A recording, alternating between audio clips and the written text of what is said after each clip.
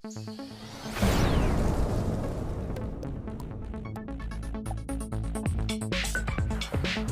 of MozCon, I am thrilled to be here today back on the stage. It's been a while. When I was invited to speak back, I went, hell yeah, I want to speak at MozCon again. But I was a little bit terrified to speak about content strategy literally after the person that wrote the book on content strategy. So Christina, I mean, this is a perfect example. Like my tiny kind of left brain SEO marketing content strategy versus Christina, you should probably listen to her about exactly how to build a coherent content strategy at a company. But I'm going to talk today about how I've looked at it from my viewpoint. As an SEO, as a marketer, in terms of audience development, what does it mean to me? And it looks a little like this. She actually had the slide in her deck.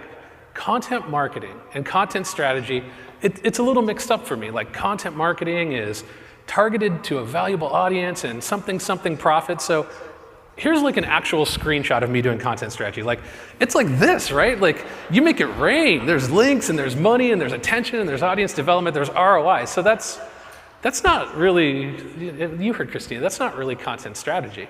So this is what happens to SEOs in general. We do this, we build links, and we drop all this content on the web. Rand talked earlier about how much content is being created. And then we hear this. It's like, no, back up. Just make great content with your users in mind and stuff like that, and it's all about making great content. And this is an actual photograph of me when I hear that. Like, what's the most annoying noise in the world? It's people telling you to make great content. It's empty, it's childish, it's juvenile, it doesn't mean anything. So I found a definition that this was actually a Christina-approved definition that's more like this. It's content strategy, planning and management of content creation and distribution that combines elements of user experience and meets user needs. I can get behind this because I'm like, yeah, on the strategy side, we really want to do that. We have to think about distribution. This whole field of dreams, like build great content and they will come, that's not going to work for me as an SEO. That's not going to work for me as a marketer. But this actually incorporates all of the elements that I would think make a good content strategy. But there's a problem. So like everything else, Rand did a good job this morning talking about this. Here come the marketers. If marketers get a hold of content strategy, get a hold of content marketing, which has been happening in the last 2 years, then all of a sudden it's going to be harder to stand out, even if you're thinking about user experience and strategy and distribution and all of the things that make a great content experience. So here's some crazy stats. Here's some graphs that are scary. We did the SEO industry survey. And again, Rand said it, content strategy and content creation moved to tied for #2 on the list.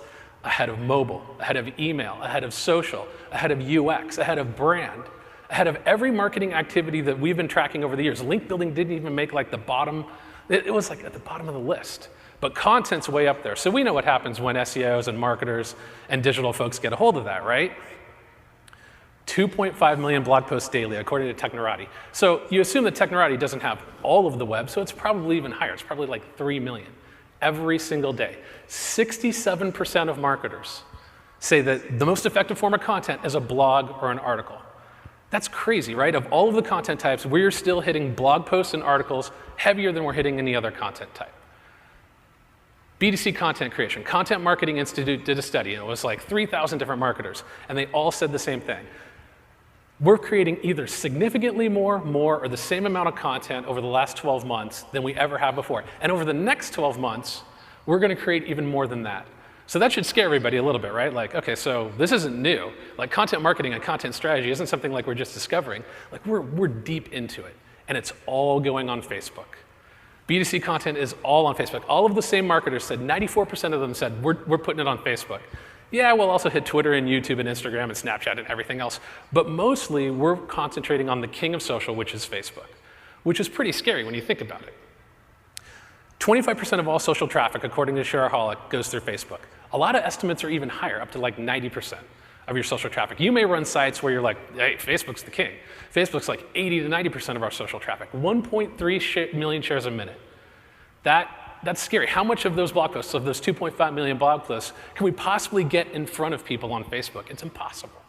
That line that's below Facebook, that's Pinterest. The only other social network that registers for the last 3 years, from 2011 to 2014, is Pinterest. Other than that, the only up and to the right is Facebook.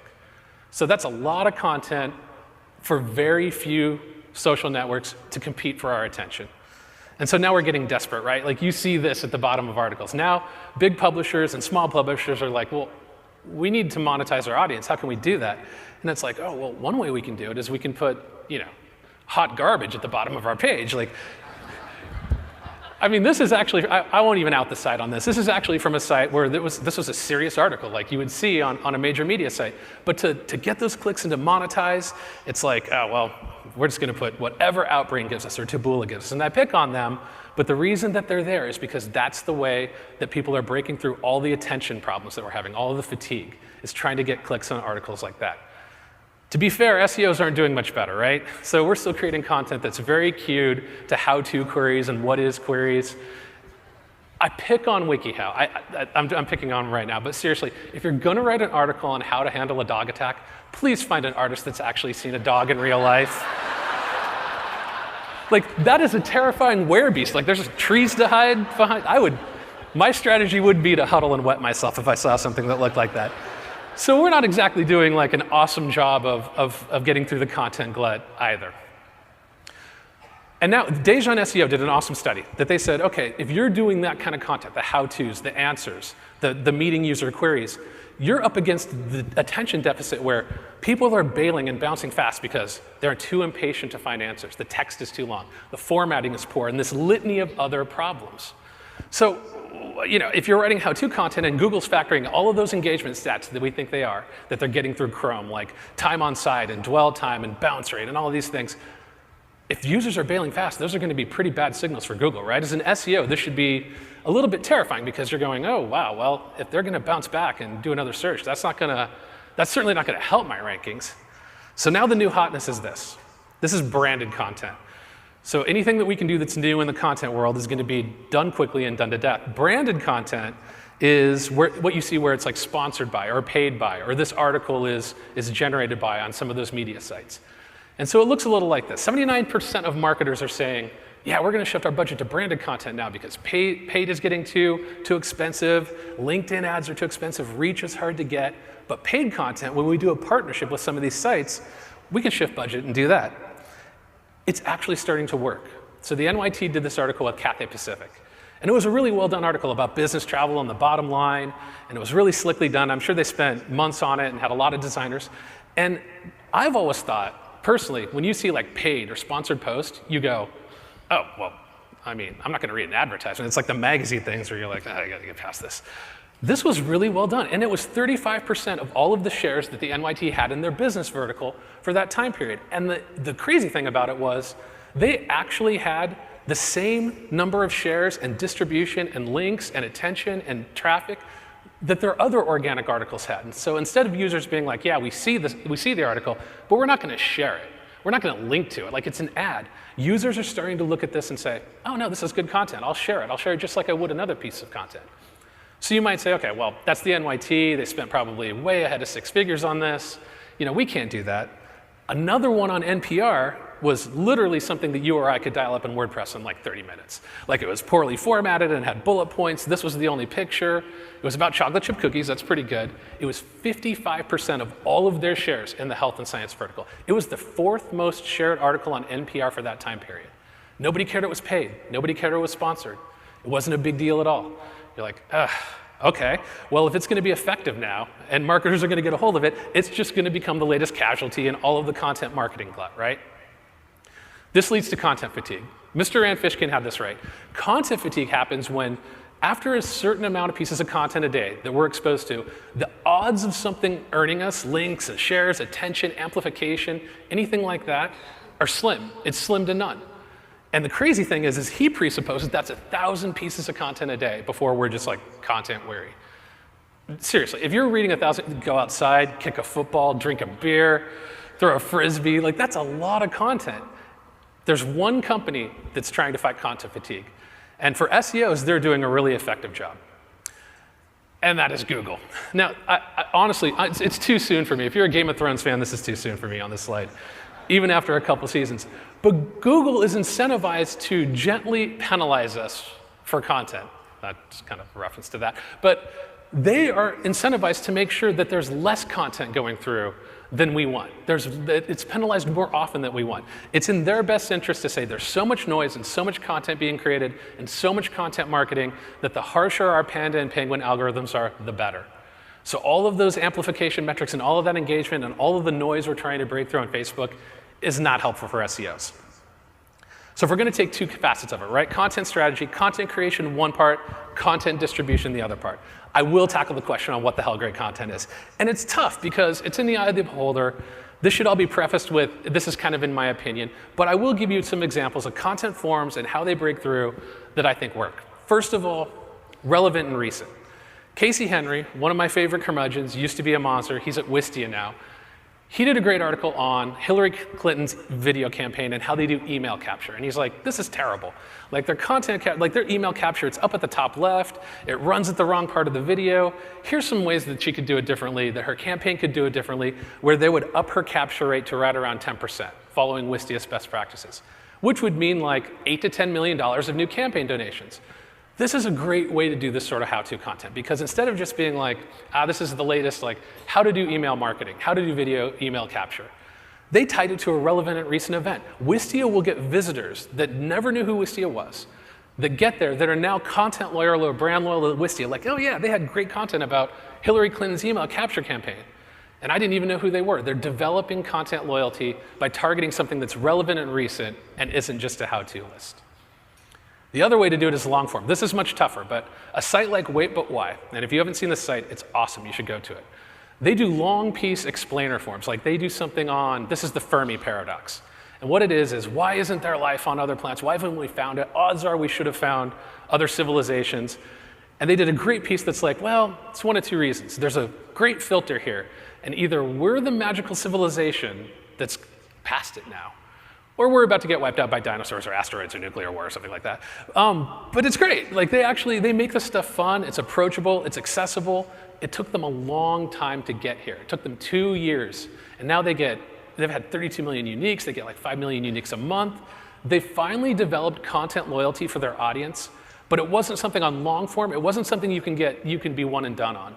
Their founders actually said, oh, well, we didn't push on paid social, we didn't do promotion, we didn't do link building, we didn't factor in SEO. They just kept at it until people were willing to seek out their content on social, to find it on Facebook, to see it on Twitter. They no longer have to push on it because they've developed a loyal audience for their specific kind of content. That's hard to do. At Moz, one thing that we've done that's actually worked really well is we've targeted specific personas with some of our content. So this is the web developer's cheat sheet for SEO. And we're really targeting people that may never come to our site. Maybe they're on TechCrunch or they're on Hacker News or on Quora and they're like, oh, it's SEO, like I don't do SEO. But I may need to do SEO for 10 minutes or 30 minutes or a couple times a month for my job, and this is directed solely at them. And we get shares on Hacker News. We get that attention from that community that may never come back to Moz. Or maybe when they need something for SEO or they want to consume content, maybe they will. But by targeting our content specifically for them, it's not for everybody. It's not like some of our other content where we're hoping that everybody who does SEO or marketing comes in. This is just for them. And that's another strategy that breaks through that works, is if you target a specific persona. Which leads us to the evergreen 10 times content. This is what Rand calls 10 times better than other content that you'll see in search and social. This is really, really hard to do. This is flagship content. Our beginner's guide to SEO is like our entrance into the doorway of Moz for more people than any other piece of content on the site. It takes a ton of work from our audience team, from our designers, from outside contributors. This is not easy to do, and especially if we want to maintain it. If we want to be 10 times better on this kind of content than the next people, whoever's chasing us in the SERPs, whoever's distributing this in social, we're going to have to constantly revise it and improve it and make it better. So how much content, how much budget and attention and time can you make for this kind of content? That's pretty hard. To make something that's an evergreen piece that's 10 times better is going to take a long, long time. But all of these presuppose something. All of these are pieces or articles. Some of them are infographics, but most of them are what we consider top to bottom, scroll up and down. We see that 2.5 million blog posts a day. There's certain types of content that we're seeing stand out now that break the mold just a little bit, and that attracts user attention. And we know this because they get links, they get shares, and they get commentary from other organizations. Like other media will be like, whoa, that article was something special, or that piece of content was different than what we're usually reading. And here's a couple ways that they're doing that. Land Rover did a branded piece with a British author where they paid him a princely sum of money and said, write us a story, and if it involves Land Rover, even better.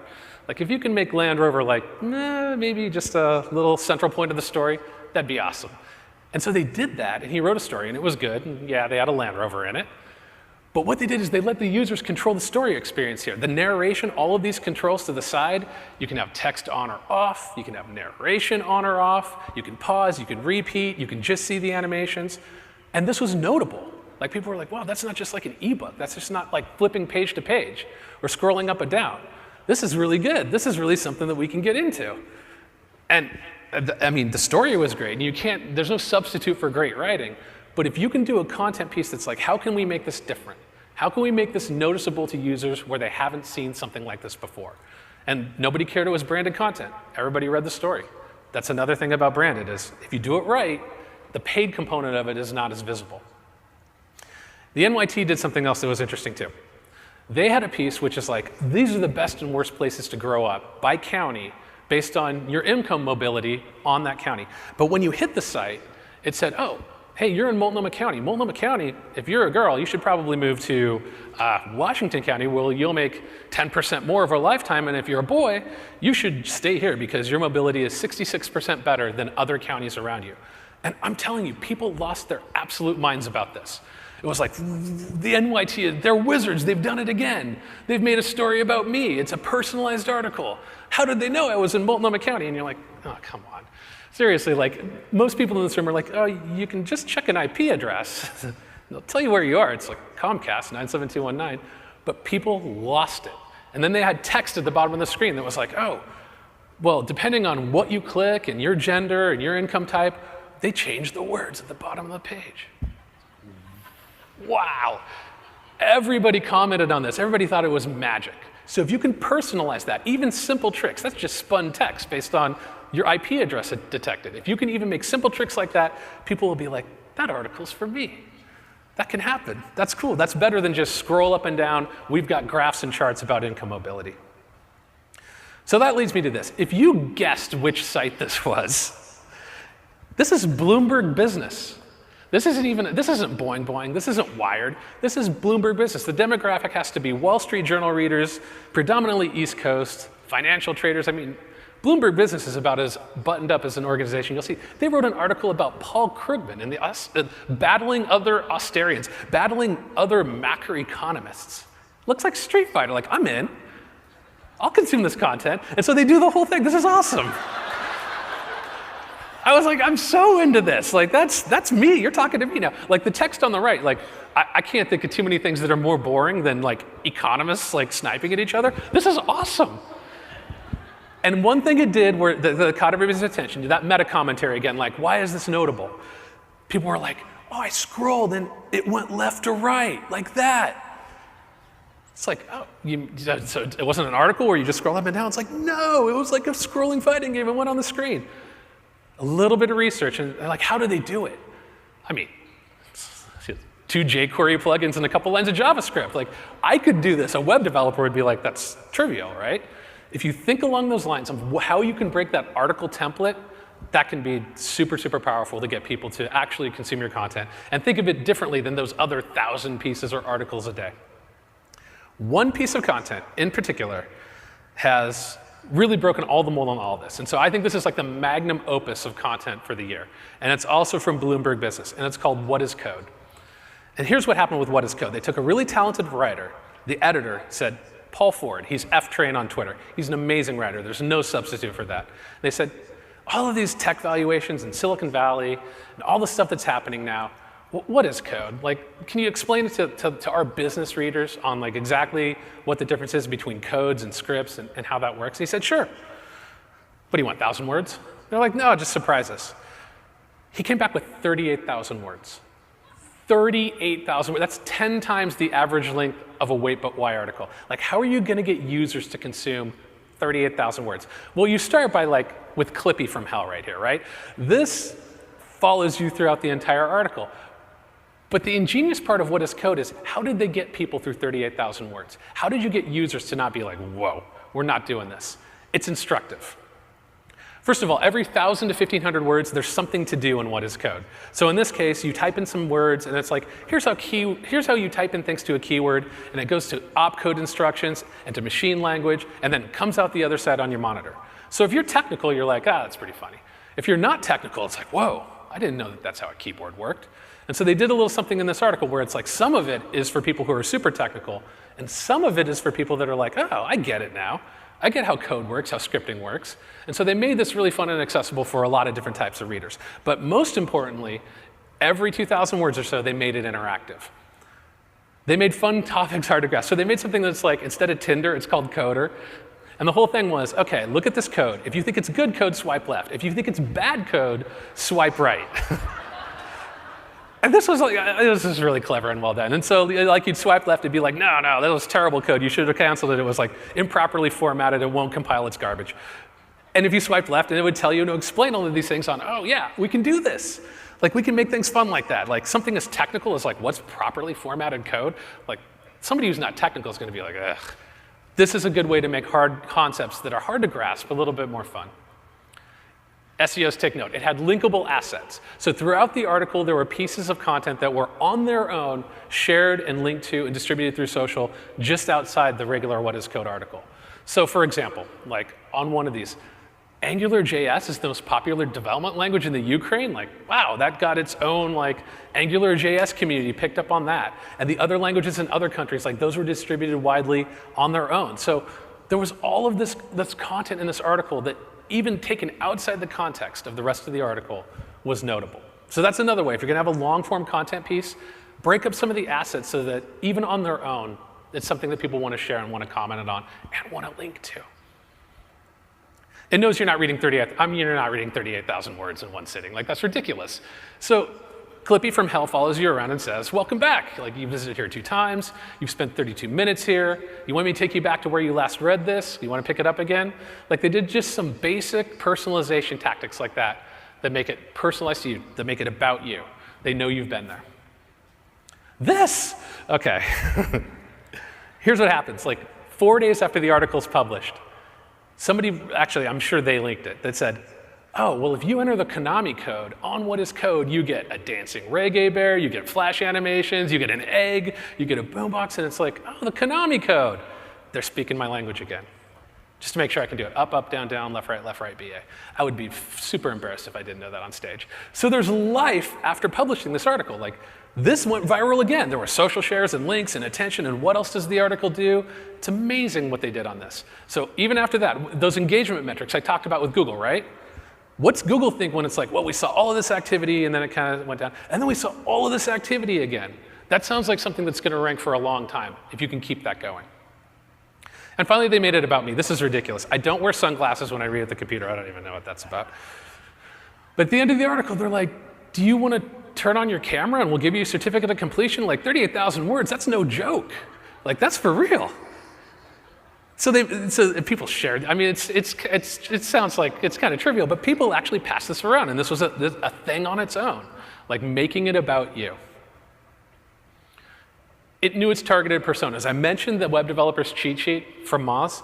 They committed everything they did for What is Code onto GitHub, and it had a whole afterlife in the development community. Developers went in and went, oh, Paul, your JavaScript is garbage, your C++ is terrible, the Python doesn't work. We're going to go ahead and fork all of this and make our own like fixed code. And there was discussion, and it was on Hacker News again. And Paul was like, yeah, you're right, I'm a terrible developer. Like, do it.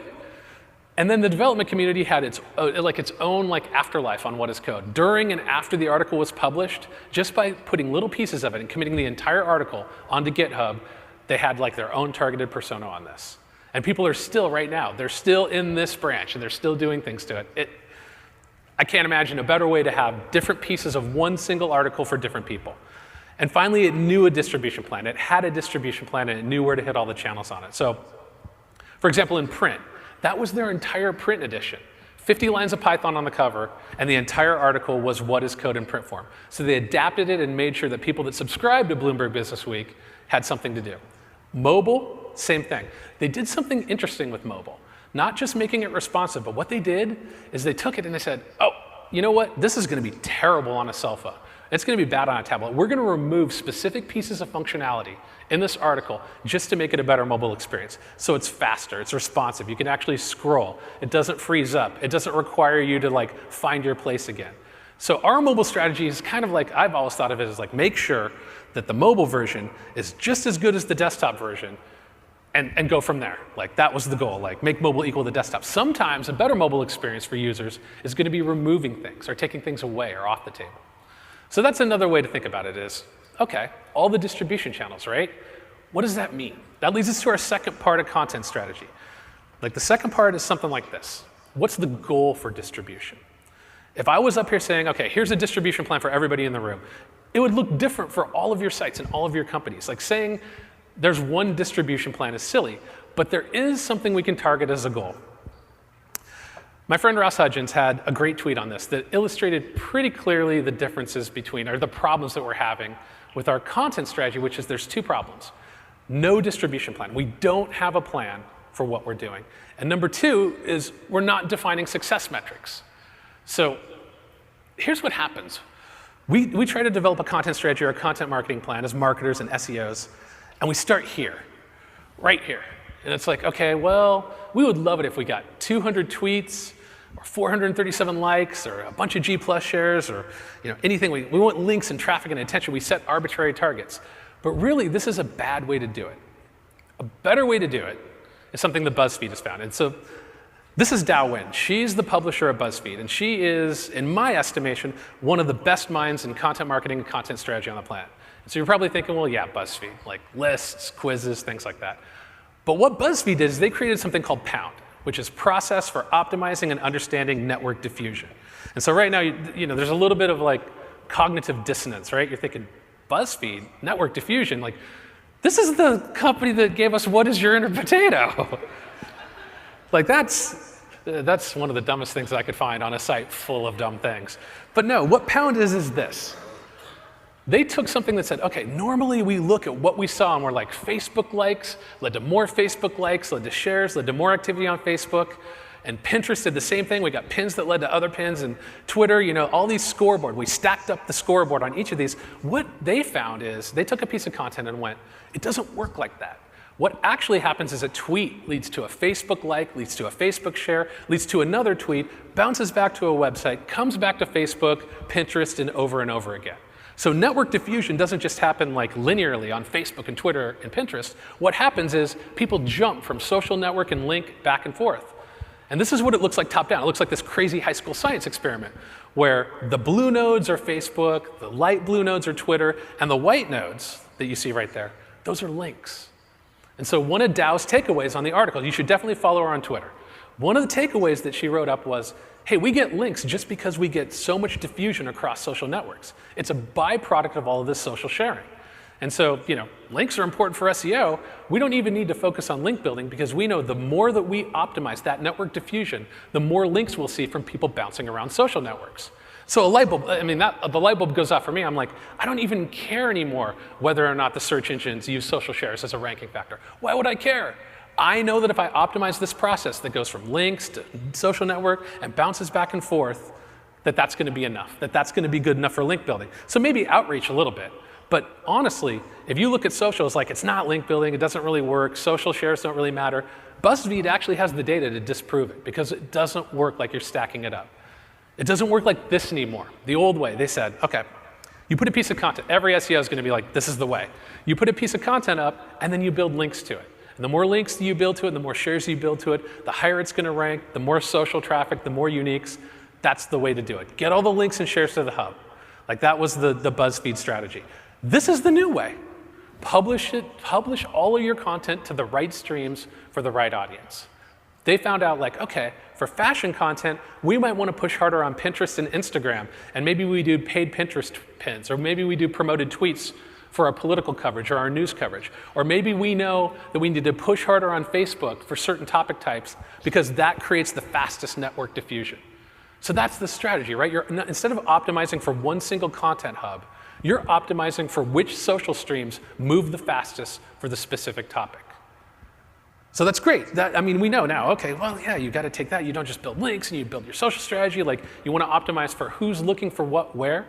But for breaking through the noise, and I've said this a few times about the content pieces, you're targeting this. Content loyalty. That's the goal of any distribution plan, is because to break through all of those 2.5 million blog posts and all of it going on Facebook and all of the time that people are trying to spend wading through content on Twitter and email and LinkedIn, the way to create an actual sustainable content strategy is to create content loyalty. And it's hard.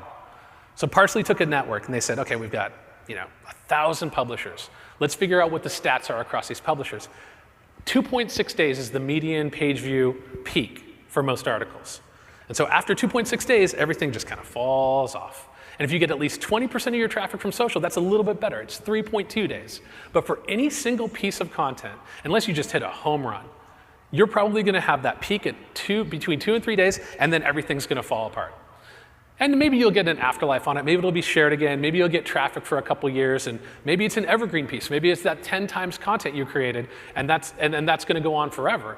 But typically, on a single piece of content, you don't have a lot of time. And this was the stat from those Parsley publishers that literally, this stopped me in my tracks. There's one takeaway where I think that says this is the opportunity. It's this slide.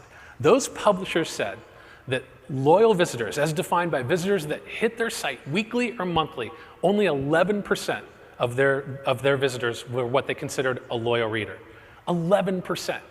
That to me is like a huge, that's 89%. If you can get that number from 11% to 20%, that's going to be a knockout in your category. 30%, you can get that wait but why strategy where people are actively looking for your content on Facebook or looking for it on Twitter or email, and they're actually clicking through on your content. If you can move that number, that's going to be the most sustainable content strategy and content distribution that you can do. So how to do it? Vulture.com did a study with Chartbeat. And what they did is they said, okay, we're going to cast aside page views and links and shares and all of those social metrics for a little bit.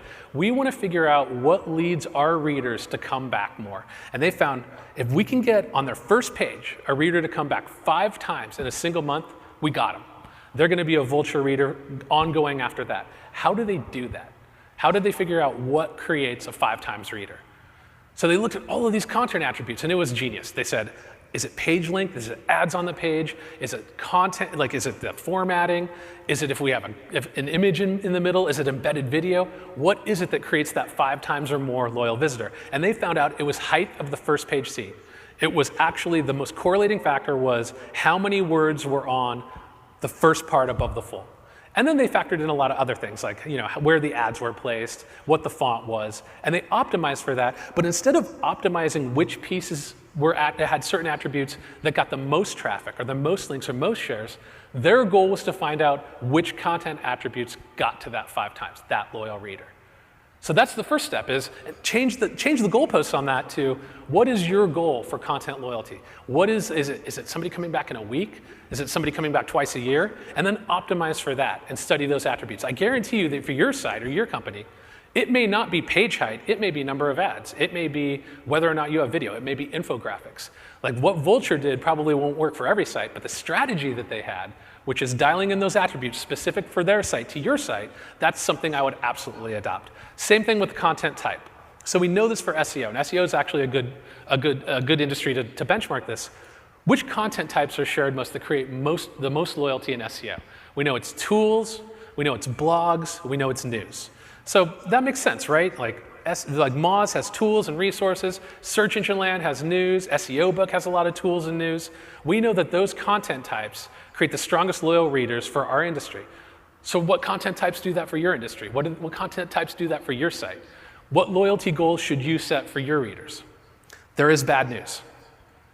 This takes 12 to 17 months. And so this is a little bit disheartening for people doing content marketing because a lot of content programs do this like every 90 days. Like, did we get ROI in the first 60 days? Did we make enough money in the first 6 months to make this work over and over again?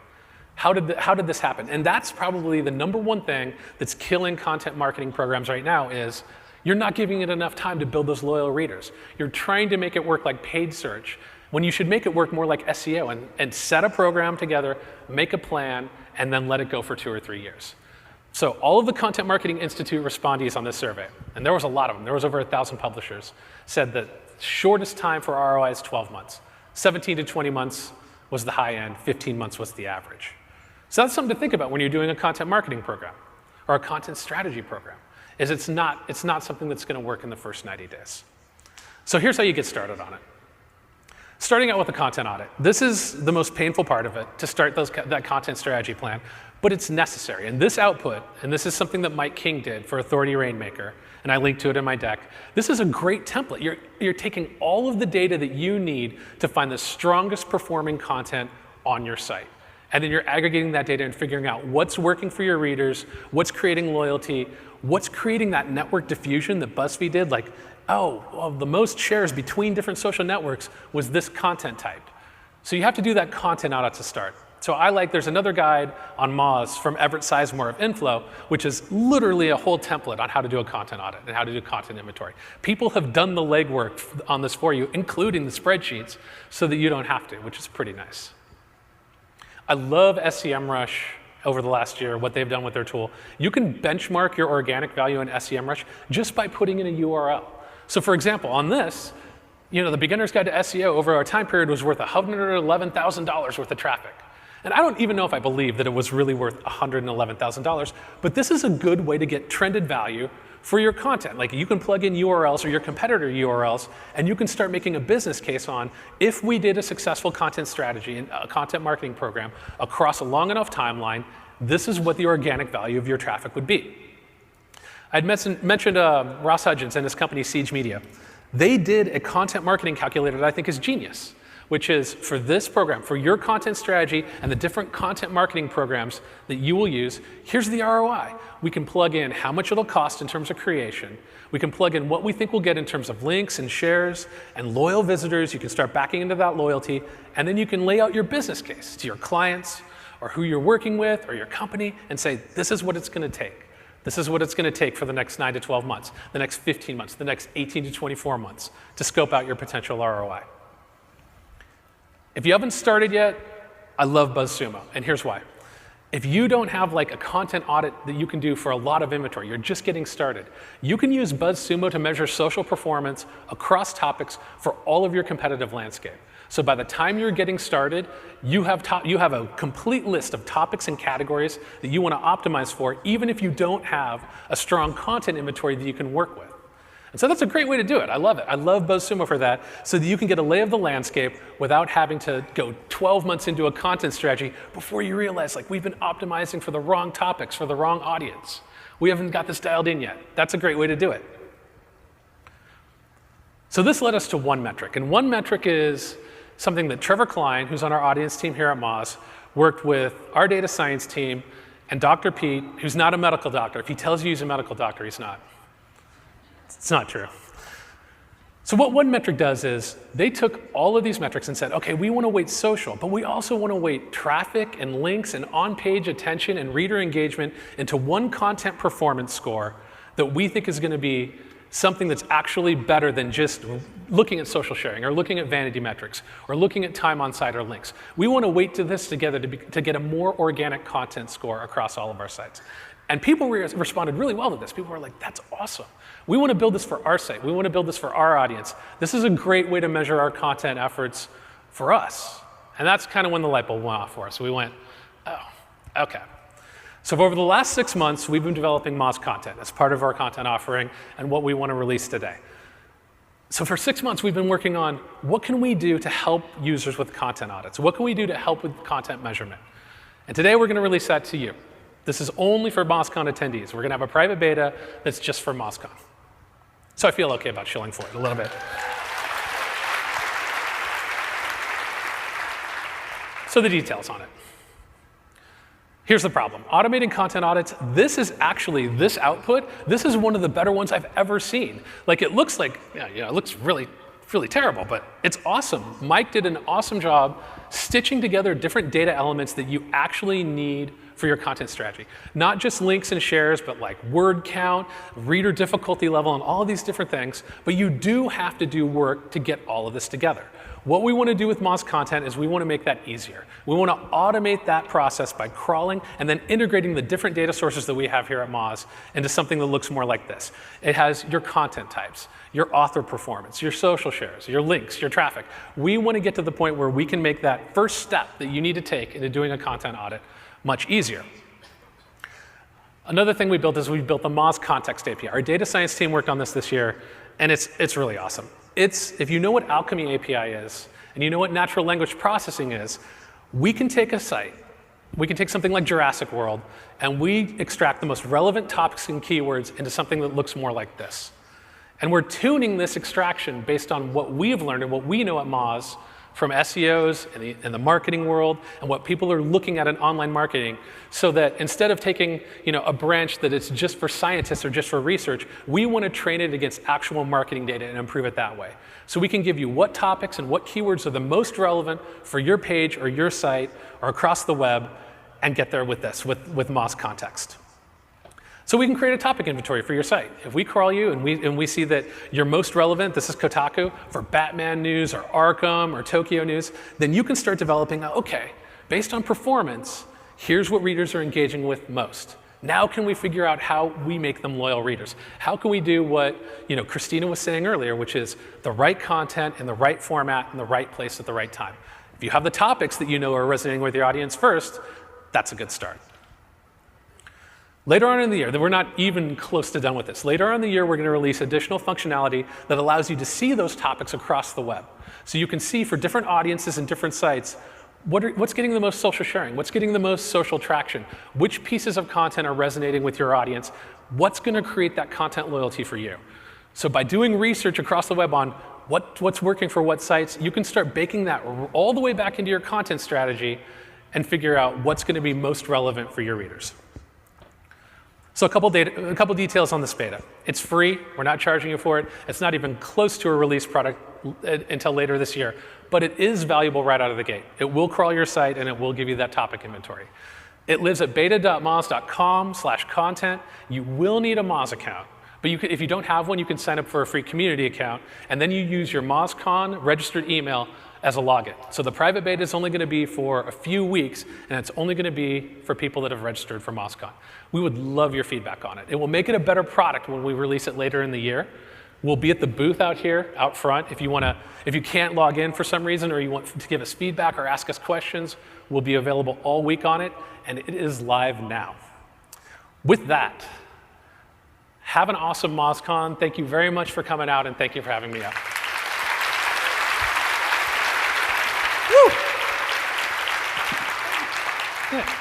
That is evolution. So the beta is you don't even have to be a pro member. It's free to just anybody in this room as long as they're anybody in the room. Okay, that's exciting. I want to start at the beginning. You talked a lot about what we call big content, maybe big content pieces, content with a lot of investment. We got quite a few questions on Twitter about cost, and they were asking how much did it cost to produce the beginner's guide. But the bigger question is, how do you justify this cost? And how, when you're just trying to do a blog post or two a week, how do you sell this to your boss? Right. Yeah, so I think that part of the problem, and this is what's leading to that content marketing glut that Christina talked about, which is, I think framing it into hey, we want to do 1 or 2 blog posts a week. How do we build a content strategy out of that? That's probably 2 steps ahead of where it needs to be. If your audience, if you track that loyal visitor and you set a goal of what do we think is going to create somebody that's going to come back again and again for our content, it might not be a blog. It might be, but it might be one infographic, or it might be that beginner's guide where you put 6 months and whatever investment you can into it. But I think that too often we fall into let's start a blog or let's publish articles. That gets a little traction and then maybe dies out a little bit, and then it's like, okay, we're going to shift back to whatever we were doing before content marketing. I think I would spend more than 50% of my time in that research, audience development, and creation phase before I got into here's what we're going to deliver for users and when. Like, I think we're jumping ahead too quickly. It's almost like PCC people using keyword research before they buy the ad. Right. The more of that time. That's right. All right, let's talk about some of the more advanced concepts you talked about. One metric that we use at Moz. One criticism that I've heard about one metric is like, how do you measure content in one metric? And do you ignore everything else? What's the value of just using one metric to measure all your content? I think it takes us out of the vanity metrics thing. So in other words, if I had somebody tell me, we don't even care about social shares. We just care about uniques and traffic and time on site and the things you can get in like Google Analytics, I think that's fine. If you had people that said, we just track social sharing and things like that, I think that's probably, that might not lead to those loyal visitors or return visitors or a lot of traffic. I think that's a little bit dangerous. But what I like about one metric is it says, okay, engagement's important. And for SEOs, we know Google's figuring out some way to measure engagement. You know, time on site is important. Users interacting with your site and coming back is important. Traffic's also important, and links are also important. And then baking in social shares, you don't lean one way too hard. You actually get kind of a balanced look at what's happening on the site. It's a holistic picture. Yeah. Makes a lot of sense. Okay, one thing I was really excited on this new tool was the extracted keywords, the extracted topics. Yep. Explain to us, what's a use case for that? How can we use that in our content marketing? So this is one of the things that I didn't go over, but it does, is it extracts a topic or a keyword and says, there's a Wikipedia entry here for it.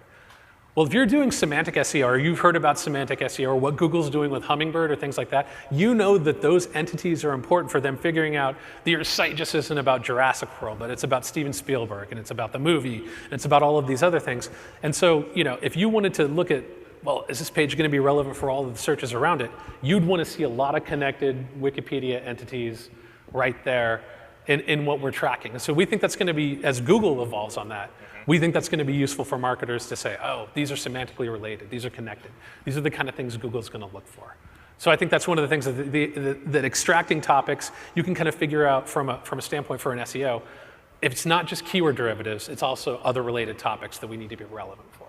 So it helps both your audience and has SEO benefits as well. Right, yeah. right. And you can find out, kind of figure out back into what your audience might be looking for. Okay. And so people who want to download that, it's in your deck, which they can get on the moz.com site. Yep. Matt, thanks so much. Everybody, great job. Thanks.